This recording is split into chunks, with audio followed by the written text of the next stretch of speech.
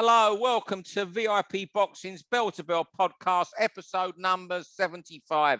25 to go, and we're up to a century. Hopefully we'll make it, we'll see.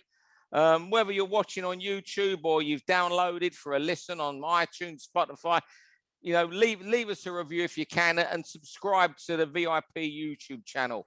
That would be most welcome. It has jumped up quite a lot last couple months anyway, but that's good. Anyway, I'm Steve Lillis. With me as usual, my co-host John Evans and his trusty Hearns Jaron poster. Welcome, John. How are you doing, Steve? So, yeah. We should say Sports Podcast Awards gave us a boost this week, didn't they, as well? I saw that. Yeah, I saw that. I don't know. We must be doing something right. Even our guest is. And anyway, our guest this week, I'd say it's a bloke I rarely see. I think we speak about every 2 months on text, but we used to see him all the time before we got shown what we were out the door at Box Nation. But he is a great. He's a great pal. He's one of those people I don't see a lot, but he's a big mate. Barry Jones, how are you, mate? I'm all right, Steve. Yeah, I know. I missed you actually. I missed those. I'd be saying it every time I see you, but I miss those Fridays and Saturdays. Yeah, we miss them. It's true. Yeah. But I'm talking about John, because John was in there once a month twice a month on Steedo's show. And I mean, John was saying how he missed it and got, the other week to me, weren't you, John, when we were chatting? I was, yeah. And I'll tell you what, there was a fight this weekend which was made for Box Nation. Tony Yoka against Martin Bacoli. Oh, crikey, that was a Box Nation show all over, wasn't it? And I'll tell you what, and congratulations to Billy Nelson, because he said he'd win that fight all the way. I know Billy's not everyone's cup of tea, but he's a mate of mine anyway, but I get on all right with him. But he said all the way along that was the fight he'd win, so fair play. But I haven't seen Billy on Twitter challenging the world since then and threatening Celtic fans. Anyway, Barry, what you been up to, Barry? I hear your dulcet tones on 5 Live. What's going on in your world, mate? Yeah, I did a bit on Talk Sport Saturday. I was in not much. Steve knows, like, I'm just scraping around for a living, and you know what I mean? I'm too good looking for TV apparently, and I talk too slow for radio. Yeah, I don't know what to say. What can I tell you? I can't get a job for trying. I feel like that what that politician said this week. It must be I should be looking for more hours or getting a job which pays more. I think that's obviously what I'm. But you know what? You're wearing the best football shirt I've seen in ages. That's a cracker, that is, but with a big Umbro logo. That's a proper retro, old school. What is it? Is it Santos, Barry? Is that Santos? I think it is. I just got it because it was in the sale. So, see, he's even shopping in sales now. Before he used to shop in Armani. Yeah, I know. Sports Direct bargain rack. I used to have someone to shop for me. Now I'm shopping for myself. This is the weird thing. We used to have a card knock the door. Now I'm delivering for them. Anyway, I tell you, well, Matt Smith, he still delivers for Tesco, I think. Does he? Does he? Yeah, he took a few weeks off. He worked all through lockdown, loved the job that much. He carried on doing it. And then they let him have a few weeks off when he was introducing the BT cricket overnight during the winter. True story. Wow. Because he loved working for Tesco. Nice. A good pension, Tesco. Yeah. That's why. Clever. Always a motive with you. He just don't want to go up old ladies and chat to me. He wants his Tesco pension anyway. Look, there's an angle everywhere, you know that, Steve. Yeah. Anyway, we'll crack on. You know how it works, Barry. We chat for 3 minutes each topic. You're a great guest. We wheel out every 3 months, and you're good value. John rings that bell. Are you ready with your clocks and whatever, all that sophisticated equipment there you have, John? Everything's ready to go. Complicated setups all ready to go. Yeah. Yeah. Okay. Do you have your clock ready, John? Is your clock in hand? It is, Barry. Yeah. Yeah, it's in hand, ready to go. Just out of the screenshot here. Right. Dear. Anyway, this is boxing talk, clock talk, chop talk, whatever you're talking about. Round 1, Barry. You're going to start about a couple of brothers who are dominating. No, it's mine one, that, isn't it? The Charlo brothers. Sorry. My apologies. It's John. Start again, John. My mistake. The Charlo brothers. I love the Charlo brothers. I love everything about them, and I've loved them for a long time. And I don't think they get the appreciation they deserve. I was just looking back over Jamel's career recently. These fights he's been having, Castaño, just shootouts, wild shootouts. The thing I like about Charlo is he can punch. He's vulnerable, but he takes incredible risks, doesn't he, to get his own shots off. Yeah. If you're in a firefight with Charlo, it's kill or be killed. He's going to try and take you out. But then I was thinking back about this light middleweight division as a whole over the last 4 years, and there's been some fantastic fights. Charlo Harrison, Hurd against Julian Thompson. Oh, crikey, yeah. Castano against Charlo. I think it's been great. I think it's an underrated division, and I think Jamel, in particular, might be one of the most underrated and underexposed fighters we've got. I think so. I think even though he's I don't think he's vulnerable. I think he got a great chin actually. No, he takes, he has to get hit. I mean, if that's what you mean, I think he's there to be hit at times. Once he throws a shot, he commits to it, everything. But like, as you see, I picked him to knock Castano out actually for this return. I mean, on Saturday afternoon, I said I think he'll stop him, but I don't know why I'm saying this because there's no real basis to prove that he would stop him, even though he seemed a bigger puncher, though his percentage-wise, Castano was a bigger puncher, but Charlo clearly was for me. But Castano can take a good shot, and he proved that in the first fight, which was one of the best fights you've ever seen. To be honest, the first one was a great war, and the second one as well. I think you're right with Charlo. I did meet the Charlo twins once. I was working, I think it was Golovkin and Canelo 2, and I walked past them, and they said, and they went, "Excuse me," really nice, and I went, "Yeah." And they asked me, they thought I was working in the arena and asked me where the toilet was. Yeah. You know what?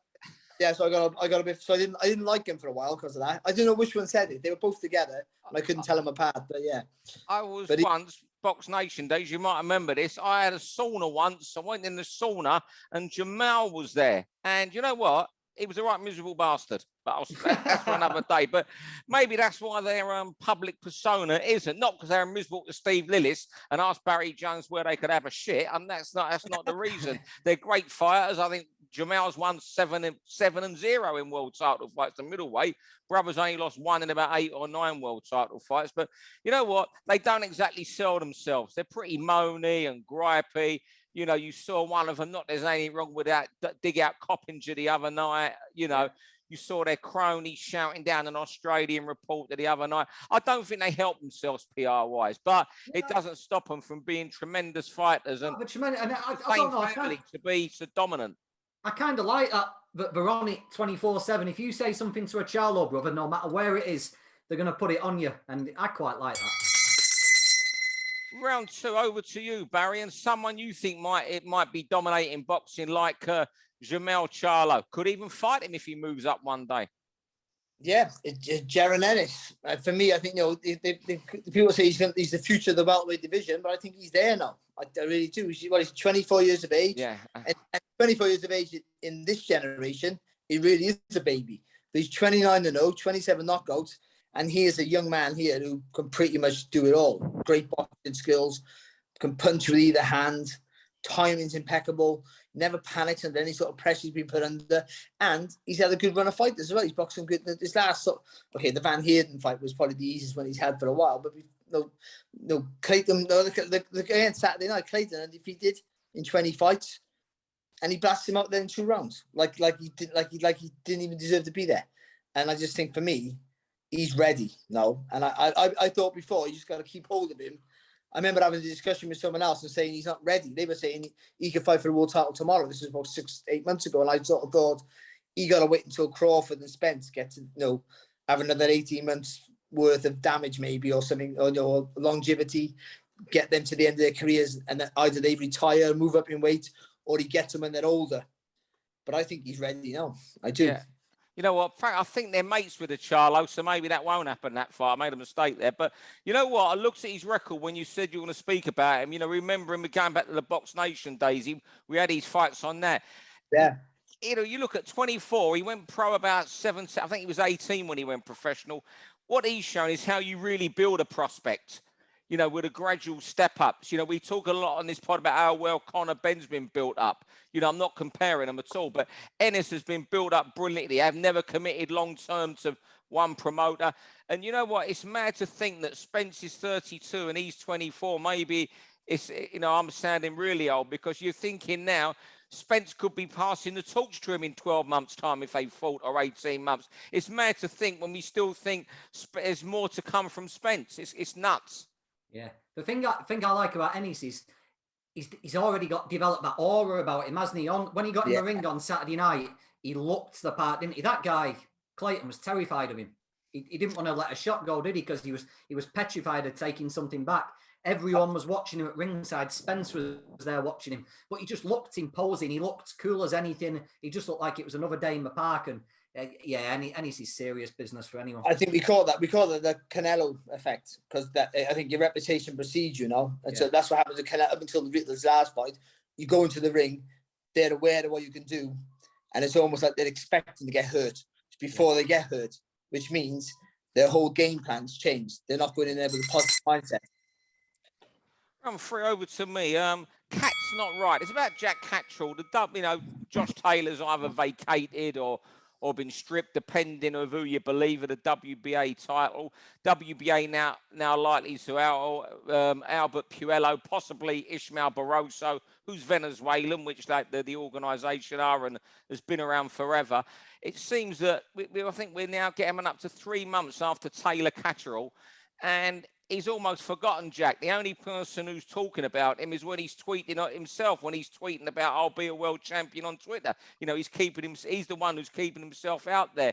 And, you know, all this outcry afterwards, it just shows how easily you're forgotten in boxing. You know, he's still 12 with the WBA, 3 with the WBO, 4 with the BC, 6 with the IBF. That might change maybe in the next rankings, but all the governing bodies, you know, I think there was hints we'll look into it. Not a thing's been said 3 months on. And all I'm seeing is Jack tweeting pictures of that fight with him saying, I will become world champion. It's a real shame that Jack just seems forgotten. I was interested in both, but simply what you think, John, because I know you're very close to Jack. Yeah, it's sad, isn't it? I was hoping we were going to capitalise on the momentum and get him out very quickly. Even announce a fight. You know, says, I believe his rumours he's going to fight in July, possibly. But just announce it, you know, so that people don't forget him. But you were just reading out the rankings there, and we all know the way boxing works. That's 2 years, isn't it, from a title shot? Number 3 can be 2 years, let alone number 12. No, it matters being number 1, nothing else. Sorry. He's now, Who Needs Jack? You know, so he's number 1 there. You know, the famous Who Needs Him Club. Jack's president of that now. And it's just gone wrong, hasn't it? It's one of the worst robberies I've ever seen. And he's got absolutely nothing from it. He's not even got notoriety where they can put him in another fight. I don't know. Maybe the whole situation with MTK and Pro Bellum's not helped him. But poor Jack, yeah, like you say, Steve. Well, I was ringside that night, and he boxed out of his skin. He was just punch perfect. He really wasn't. But the WBA today, actually, funny thing, have announced that they're going to, if this is true, what I've read on Twitter, they're going to announce the top 6 fighters in their ranking can almost like presentation. Say, why I should be the next challenger, like pretty much to prep. Is it Albert Puello? Albert Puello's guaranteed, yeah. Yeah. So they state their case. The other top 6 state their case why they should fight him. Like, what is it going to be next? I put on Twitter just now. What's it going to be? The Bush Tucker trial or a public vote? Who's going to get the world title shot? It's ridiculous, isn't it? If they're looking for somebody, get the guy who really almost everyone thought should be the champion. Yeah. Hey, O'Hara Davis is number 3, so he's going to state his case. Oh. Yeah. But round 4, this is going to be fun, John. Who would you ban? Yeah, right. So what would you ban? Now, I was going to put this WBA Apprentice thing in the bin after I heard about that today. Well, I was watching the Charlo fight at weekend, and the prick from the WBC who was trying to get the T-shirt on Jamel Charlo after that fight, I was going fucking mad watching it. Charlo's there. He's just become the undisputed champion in his division with all his belts, and he had that prick in his face trying to get a T-shirt on him. It was like watching, you know, when a mum's trying to get a T-shirt on a toddler, and we don't want to do it and we're not interested. He was stood there for about 3 minutes trying to get this fucking T-shirt on Jamel Charlo. Ban him.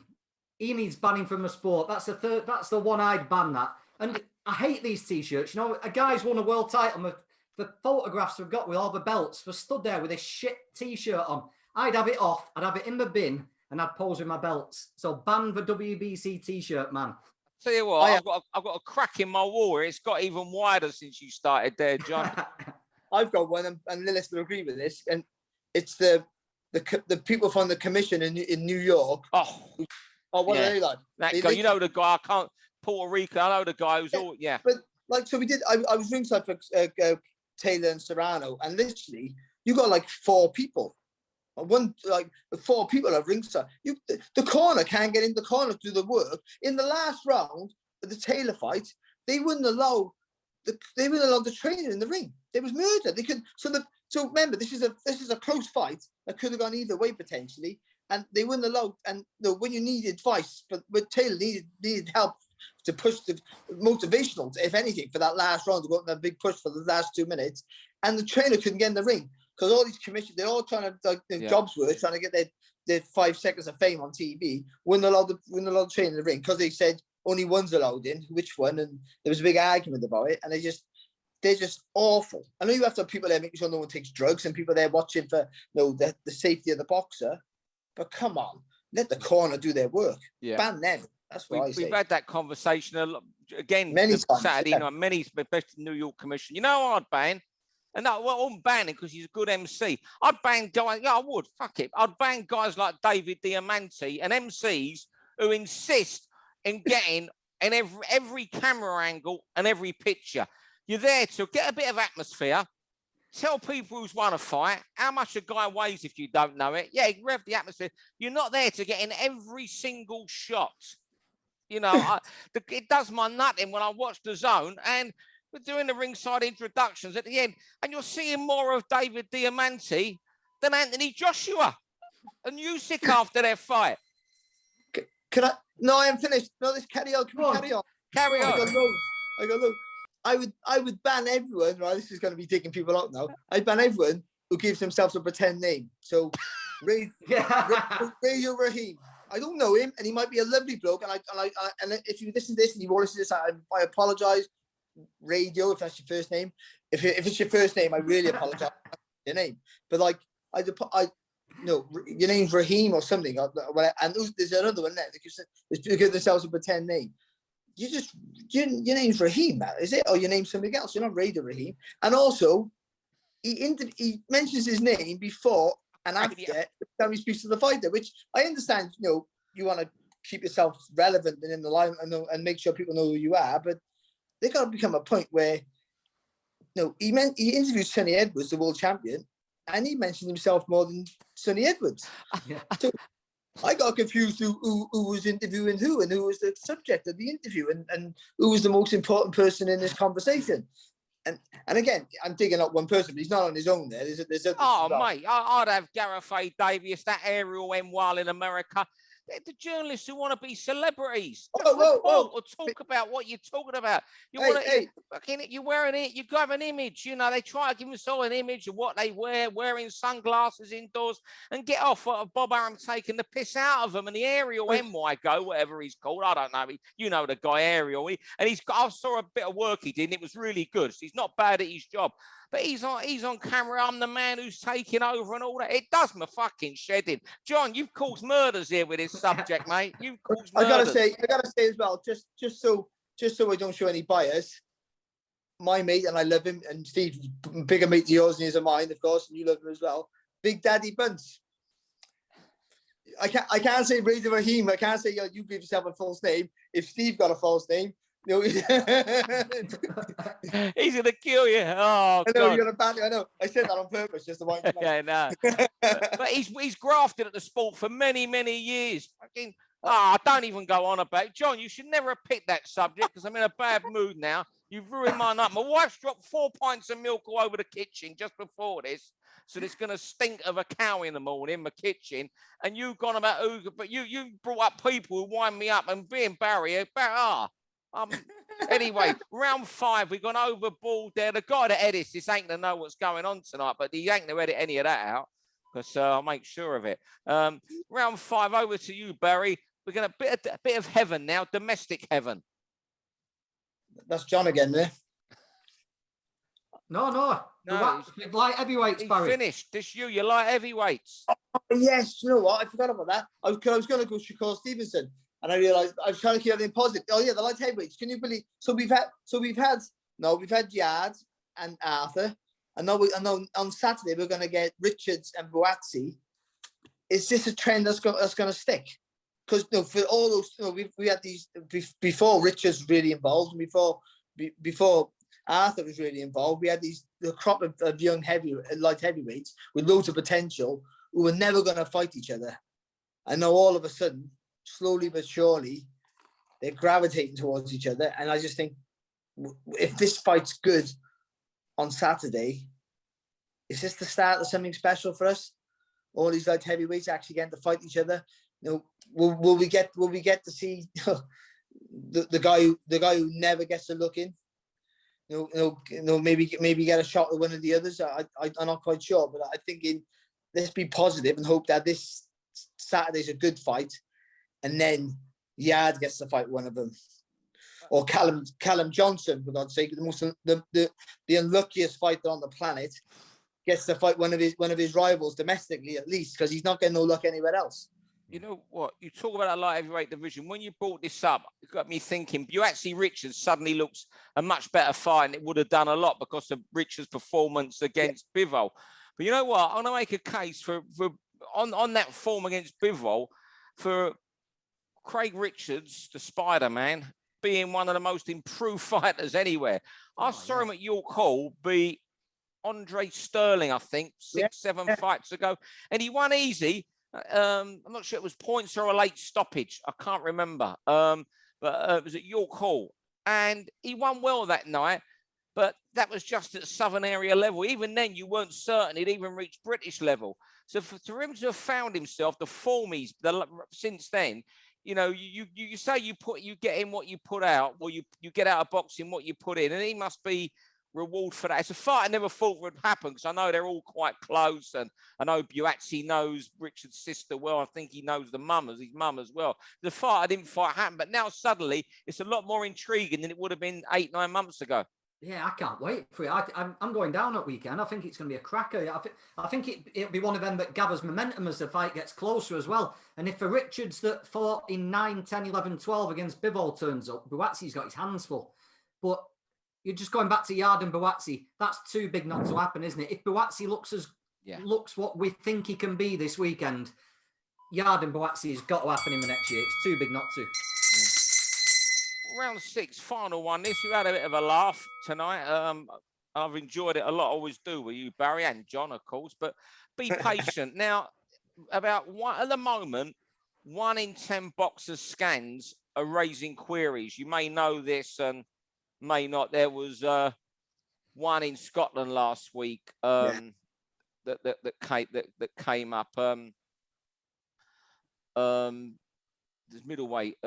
Chopper Smith, he's one come up last week, and it was borderline, and they were going to let him fight, but then it was stopped. Now it seems that 1 in 10 about are now being pulled out of fights after scans, I was told, and a promoter told me he's going to send me a doctor's wrote a report, someone's written a report, and suggesting that a lot of these scans are being caused because they're boxers that have had COVID, and no one's getting knocked back at all. It used to be from, maybe 10 boxers a year would get queries raised. You're now getting 10, 11 a month. And the boxers are really, really frustrated over this. Promoters are. But in the last 4 weeks, we've had 2 serious injuries. And I was at the one where the girl, Alejandra Ayala, was injured on Friday. And, you wrestle with yourself when it had gone from, when she went to hospital Friday night, it was just for a checkup. In the ring, it just looked exhaustion. And when she was crying in the corner, I was right next to it, you thought it was just exhaustion. She had a bit of oxygen left. She left the ring on her own steam, albeit a little bit groggy. And then it went, by the morning, it was concussion. And then I got a message on Saturday night that it was serious. And please God, she makes a full recovery. Because when I was up there for 9 days, spent a lot of time with her. And I'm not just saying this because, what's happened. She was one of the most charming people I've met in boxing. Nothing was too much. It was lovely.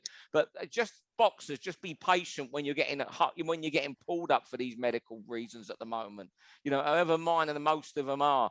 because there could be, you never know, one out of these 100 there are that the board are looking at could cause problems. I mean, there's such a backlog at the board. The Kieran Smith in Scotland, the board had his report for 6 weeks, but never got to it till the Wednesday before. It shows how many are being knocked back. And I just want boxers to be a bit patient, even though it's losing them fights and income, because we've had these Luis Palmer and Alejandro Ala in the last couple of weeks, and little's been said about them.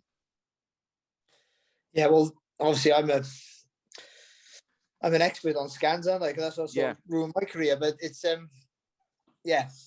Well, my scan was pulled originally, and it turned out not to be a problem, and I was allowed to fight again. So but also there's always that thing in the back of your mind: is it a problem? Are they sure? You know, there's a lot of things they still don't know even to this day about how the brain works, and you know, the changes in scans, and there can be so many different changes that what affects what, and also there's one little change you might need one little change in one part of the brain to double up with something else for it to be for something really serious to happen, and so they go, you got this symptom, you haven't got that symptom, so it might potentially be a problem, so they stop you because of that rather than definitely knowing what it is. But also ultimately they're always going to err on the side of the caution, I think, and without financial backing, the fighters can't really argue it. That's the problem you have. But also, do you want to argue it? Because, see, when people talk about the brain, it's easy just to say, oh, you've had a problem with your brain scan. Why would you want to fight again? Don't let him fight again. You saved the kid's life. But it's not always that. No, a lot of them are minor, yeah. No, it's not always that. I don't know how the correlation with COVID would be, because that's a... I was just told that the other night by a promoter. Yeah, well, it might be because, you know, but I just can't see, because that's, as far as I'm hearing, that's a breathing issue, isn't it? Or maybe but either way, it's the scans is a worrying thing, because obviously, you know, it's there to save you, but also if boxers are getting pulled every 10 seconds, then it saves their, what you say without sounding like an idiot, it saves their life, but it ruins the sport. Yeah. It's a stupid thing to say, because it's the right. It's the right thing to say. Yeah, it must be difficult for these lads, because we all know Danny Wright from the IP got pulled, didn't he? Kofi Yates had a problem, and when you're speaking to these lads and you know they've had a problem up and they can't do anything and they're so frustrated, there's no symptoms, is there? They're not aware of any difference. They're not aware of any change, and I think that's what causes the frustration and causes them to keep sparring, keep going in the gym, and keep trying. But you're right, Steve. It's for the sake of a couple of months while we get to the bottom of it. It's you only have to look at these accidents. It's nothing, is it, in the scheme of your life? They're such fearless men and women that they just, you know, they don't see some of them when they say, you know, it's, you know, like the Kieran Smith situation last week. He even got to weigh in.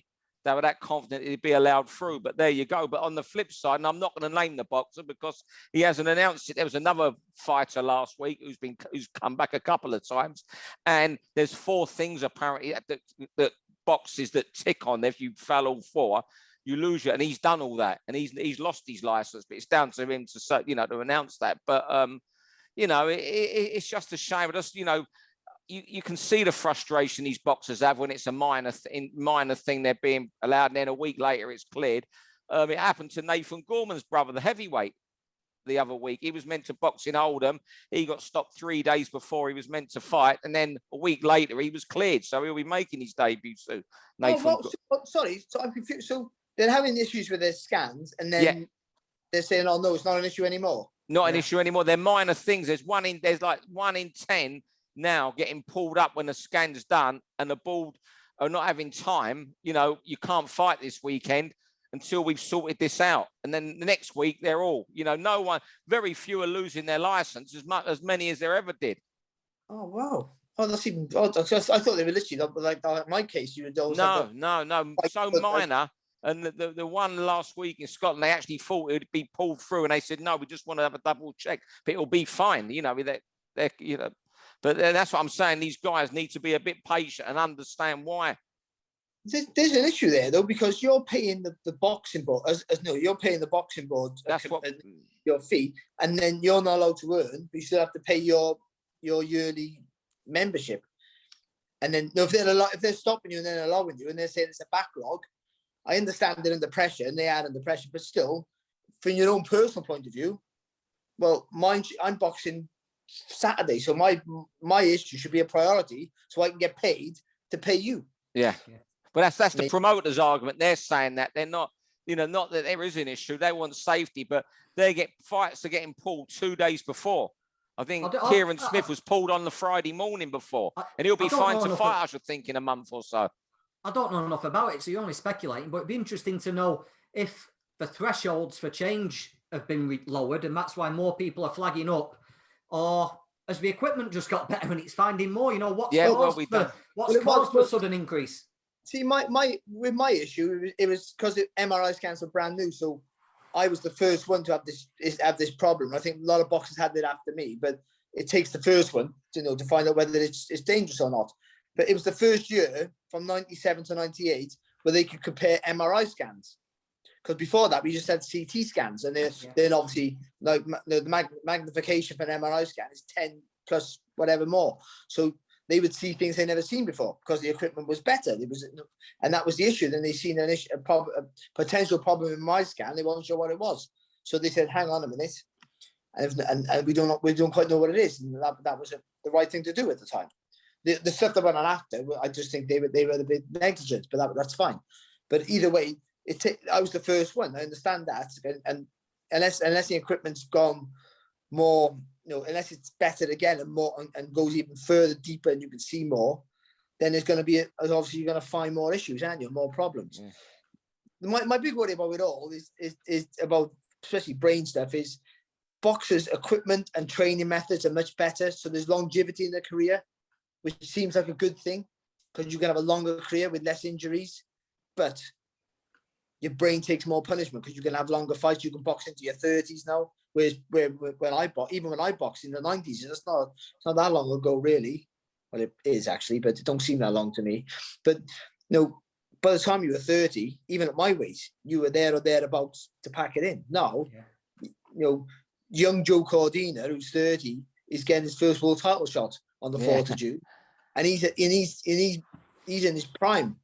Do you know what I mean? He's still a young man. We perceive him as, but he's 30 years of age. Now, taking back to when I was fighting, and he's an old man. That's the truth, isn't it? He's an old man in boxing terms of 30 and super feather.